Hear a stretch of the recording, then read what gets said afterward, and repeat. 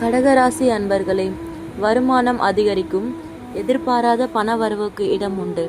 ஆனால் உடல் ஆரோக்கியத்தில் கவனம் தேவை. மற்றவர்களின் தலையீடு காரணமாக குடும்பத்தில் சில பிரச்சனைகள் ஏற்பட்டு நீங்கும். உறவினர்களுடன் பேசும்போது பொறுமையை கடைபிடிக்கவும். தந்தையுடன் வாக்குவாதம் செய்வதை தவிர்க்கவும். நண்பர்களால் சில சங்கடங்கள் ஏற்பட்டு நீங்கும். அக்கம் பக்கத்தில் இருப்பவர்களுடன் இணக்கமாக நடந்து கொள்ளவும். அலுவலகத்தில் நீங்கள் எவ்வளவுதான் உழைத்தாலும் அதற்கேற்ற அங்கீகாரம் கிடைக்காது. சக பணியாளர்களிடம் தேவையான ஒத்துழைப்பு கிடைக்காது. பொறுமையை கடைபிடிப்பதுதான் எதிர்காலத்துக்கு நல்லது. வியாபாரத்தில் சற்று கூடுதலாக உழைக்க வேண்டி வரும். பற்று வரவு சுமூகமாக நடக்கும். பணியாளர்களின் ஒத்துழைப்பு கிடைக்கும். பங்குதாரர்கள் உங்களுடைய முயற்சிக்கு உதவிகரமாக இருப்பார்கள். குடும்பத்தை நிர்வகிக்கும் பெண்களுக்கு பிரச்சனை இல்லாத வாரம்.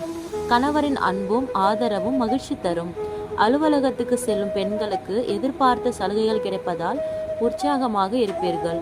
அதிர்ஷ்ட நாள்கள் 5, 7. அதிர்ஷ்ட எண்கள் 2, 4. சந்திராஷ்டமம் 10 காலை முதல். வழிபட வேண்டிய தெய்வம் தட்சிணாமூர்த்தி.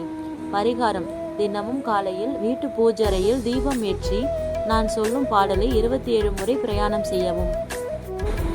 உருவலர் பவளமேனி ஒளி நீர் அணிந்து உமையோடும் வெள்ளை விடமேன் முருகர் கொன்றை திங்கள் முடிமேல் அணிந்த உளமே புகுந்த அதனால் திருமகள் கலையதுர்தி செய்யமாது பூமி திசை தெய்வான பணவும் அருநெறி நல்லதல்ல அவை நல்ல நல்ல அடியவருக்கு மிகவே என்ற பாடலை மனமுருகி வேண்டி கடவுளிடம் பிரார்த்தனை செய்து கொண்டு எல்லா காரியங்களிலும் வெற்றி பெற மனமுகிழ்ந்து வாழ்த்துகிறேன். நன்றி, வணக்கம்.